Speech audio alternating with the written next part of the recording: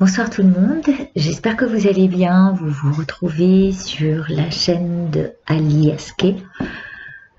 Mon prénom est Katia. De temps en temps je me présente, parfois pas. En fait ça dépend. C'est assez non conforme comme présentation à chaque fois.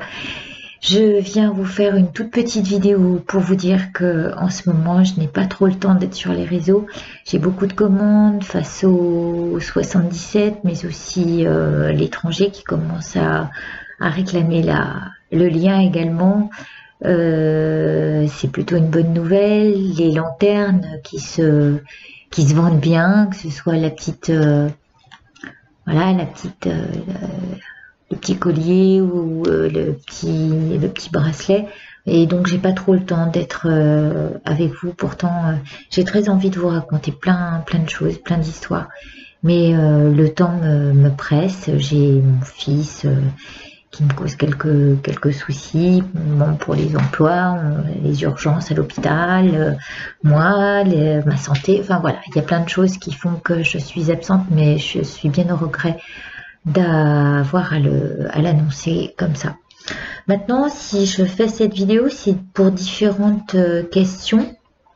C'est même pas les questions qu'on m'a posées, mais je pense que c'est nécessaire de le dire et de préciser la différence entre un oracle et un tarot. C'est fou, on me dit j'aime bien votre tarot, les 77 ne sont pas un tarot. C'est bien plus simple qu'un tarot. Le 77 ou les 77 ou les oracles sont des symboles qui vont vous aider à lire de manière intuitive ce que vous allez chercher au travers de ceci. En revanche, un tarot, c'est fait de 78 lames. Il y en a 22 majeures et le reste en mineur. Et c'est toujours fait de 78 cartes. Alors que l'oracle pourra avoir différentes formes de symboles, pourra avoir des couleurs, pourra avoir différents sujets. Il y en a qui sont spécialisés dans l'amour, voilà, et ce ne sont que des symboles. Et il peut y avoir, je sais pas moi, une vingtaine de cartes comme 50, comme ce qu'on veut, quoi. Et ça n'a rien à voir. Donc sachez faire la différence entre un oracle et un tarot. Un tarot, c'est beaucoup de précision, parfois trop. Je sais que les gens qui tirent les cartes avec les tarots, il y en a qui savent très bien faire. Hein. Je suis Tapsi Karma, par exemple, dont je vais vous parler, qui, elle, vous parlera de la numérologie, des tarots et de l'astrologie, en vous englobant tout ça et en faisant un lien entre chaque. C'est juste un vrai bonheur de l'écouter. Pour ce qui est donc du tarot, il y a beaucoup de précision et parfois je trouve que ça nous emmène. Alors c'est un signe de feu, ça peut être un bélier, un lion ou qu'est-ce qu'il y a encore comme signe de feu? Sagittaire, je crois. Sagittaire, oui, je crois. Bref, au bout d'un moment, moi je trouve que ça nous embrouille plus qu'autre chose. Et quand on est avec le tarot, ben, faut savoir cibler au moins les premières caractéristiques des lames majeures. Bon, voilà, ça c'était différence oracle, tarot, et les 77 sont un oracle. Voilà. Ensuite, je voulais vous parler. Oui, c'est ça. On m'a dit aussi, mais je comprends pas pourquoi il n'y a pas de livre prévu pour le 77. Eh bien, je l'ai fait exprès. parce que je n'avais pas du tout envie que les gens se fixent, fassent une fixette sur le livre. Je voulais leur laisser la liberté de dénouer l'histoire, de délier le fil à leur manière et de s'accaparer la carte. C'est-à-dire qu'avant même d'aller chercher dans le livret la signification de la carte, il y a des mots-clés pour chaque carte. Eh bien, je vous invite d'abord à regarder la carte et à vous pencher sur ce qu'elle peut refléter pour vous. Je me souviens une fois, je crois que c'était Founé, je crois bien que c'est elle, qui disait, moi le 77, la première fois que j'ai vu la carte de la concrétisation ou du matériel qui est censé représenter une voiture, hein, pour moi, et c'est une, je ne vous dirai pas la voiture que je voulais dessiner, c'est quand même, c'est une Porsche, et c'est pour ça que je voulais montrer le côté très matériel. Eh bien, Founé, elle a vu un masque, vous savez, les loups qu'on porte. Et c'est vrai, moi, quand elle me l'a montré, j'ai vu effectivement le loup aussi, j'ai vu ce masque. Et de ce fait, si jamais vous gardez cette signification pour vous-même, vous verrez que le jeu vous parlera 10 fois mieux. C'est-à-dire que c'est selon votre propre esprit, selon votre propre état d'esprit, que la carte sera révélée à vous comme ci ou comme ça. C'est tout. Et donc, il faut faire très attention. Voilà. Bonjour chérie. Mon fils arrive. Et donc, c'est à ça qu'il faut vous fier. C'est à votre propre interprétation pour que vous fassiez de ce jeu votre outil, le vôtre. C'est pour ça qu'il éclairera au mieux les autres et vous-même par la même occasion. Voilà.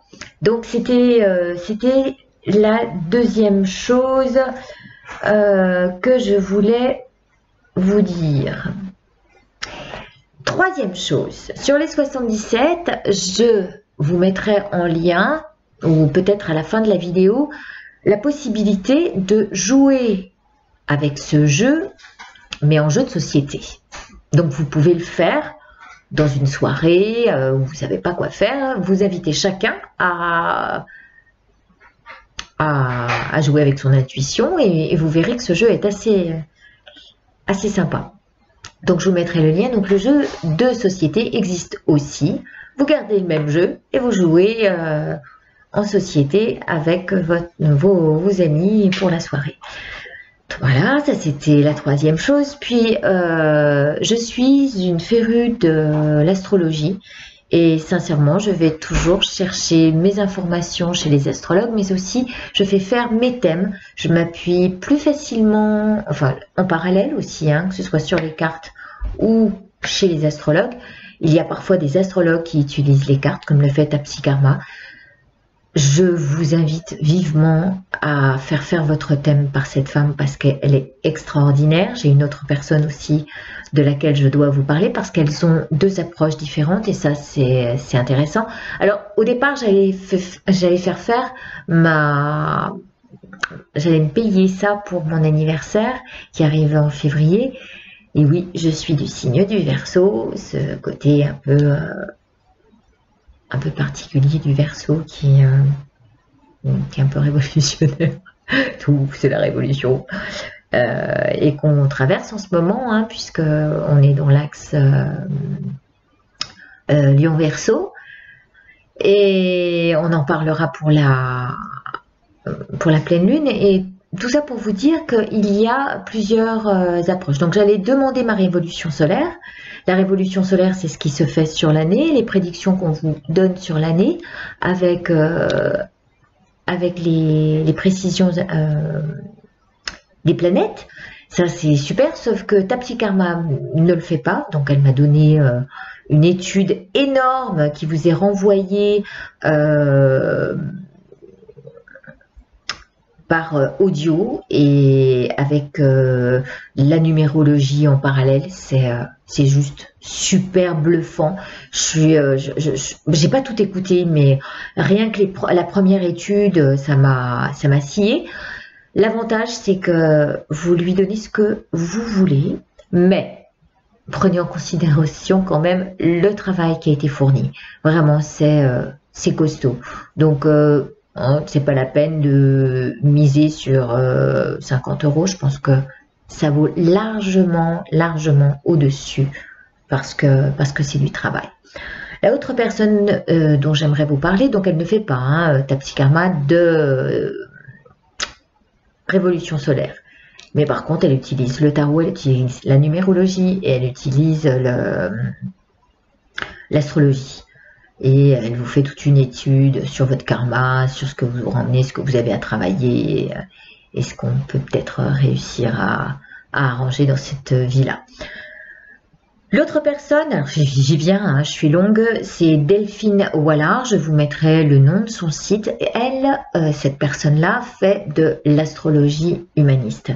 Et pour vous dire, je vais peut-être vous le sortir parce que j'ai le thème de Tapsikarma, c'est dans mon ordinateur, c'est bien rangé, donc je peux pas vous le montrer. J'ai 12 fichiers, dont des fichiers audio d'une demi-heure chacun, il y en a 6, plus des fichiers papier.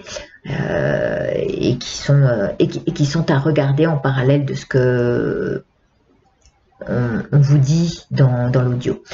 Delphine, elle fait les choses sur papier avec une très belle écriture, très appliquée, donc j'ai vraiment apprécié cette découverte. Elle fait de l'astrologie humaniste, alors vous irez voir exactement ce que c'est.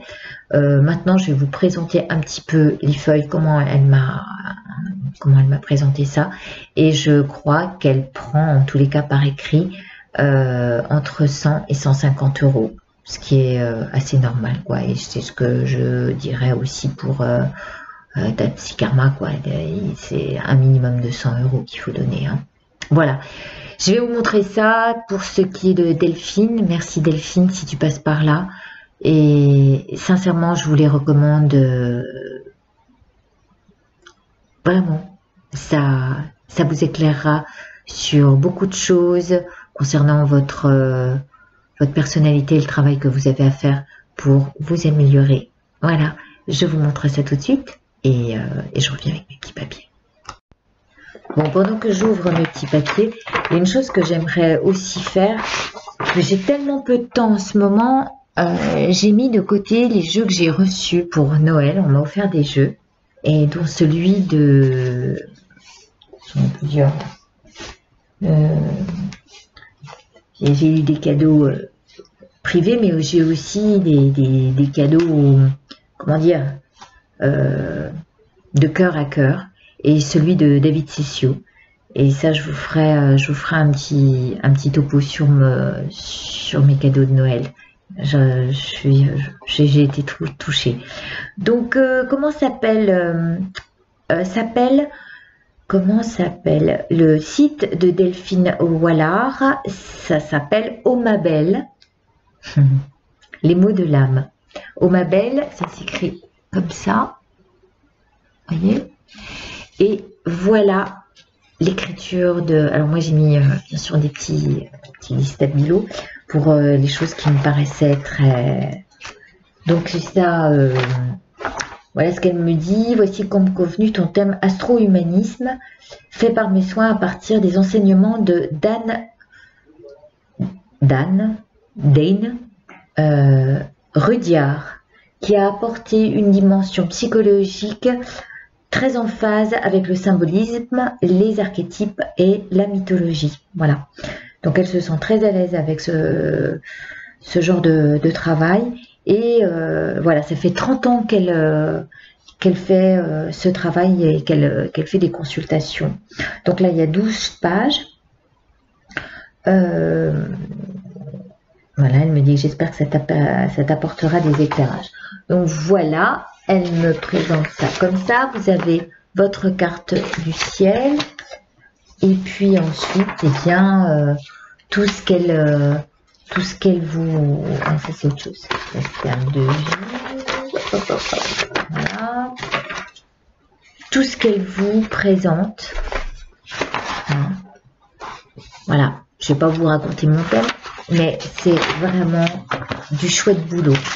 Et sincèrement, les deux personnes là, je vous les recommande de tout mon cœur et vivement avec tout l'intérêt et le respect que je leur porte.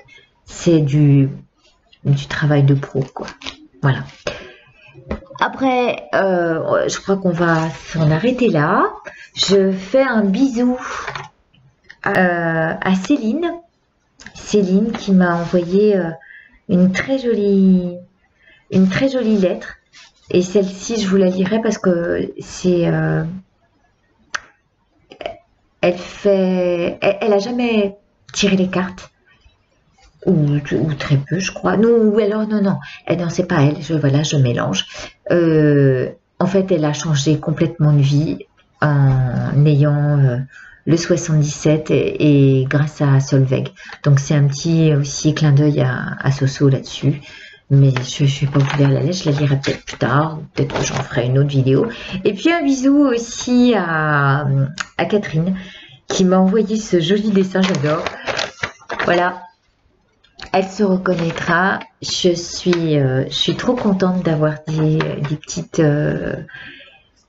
petits mots adorables comme ça. Voilà, je vous laisse 17 minutes. C'est largement assez. Je vous embrasse très fort.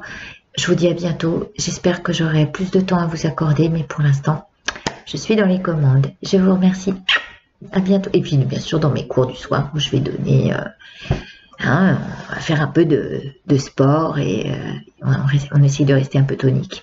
Je vous embrasse fort. À bientôt. Et oui, j'ai oublié une dernière petite chose en fait. Oula, qu'est-ce qui se passe? Oula, c'est le coup, quelle lumière. C'est exagéré. Je suis désolée, je sais pas quoi faire. J'ai peut-être baissé un peu. Ah voilà, c'est mieux là. Donc je sais plus, ça m'a perturbé cette lumière. Je disais que ce serait bien qu'on se retrouve.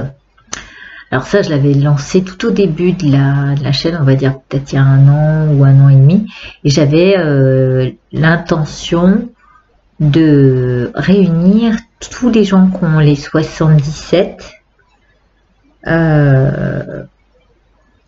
et l'appeler, voilà, Axel Yandre m'a donné une super idée de l'appeler l'armée de lumière. Et je trouvais ça très sympa.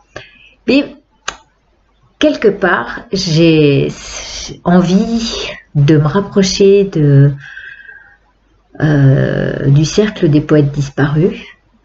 Parce que il y a le côté poétique, le côté philosophique, le côté humain, le côté... lumineux, regardez donc comme ça arrive.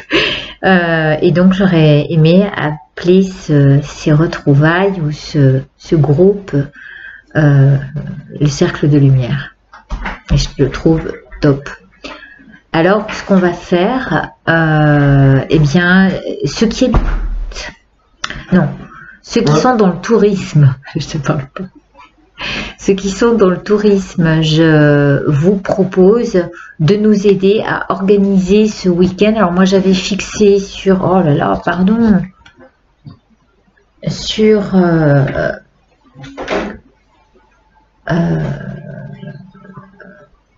l'idée c'était, oui, Pentecôte ou Ascension, ce serait super.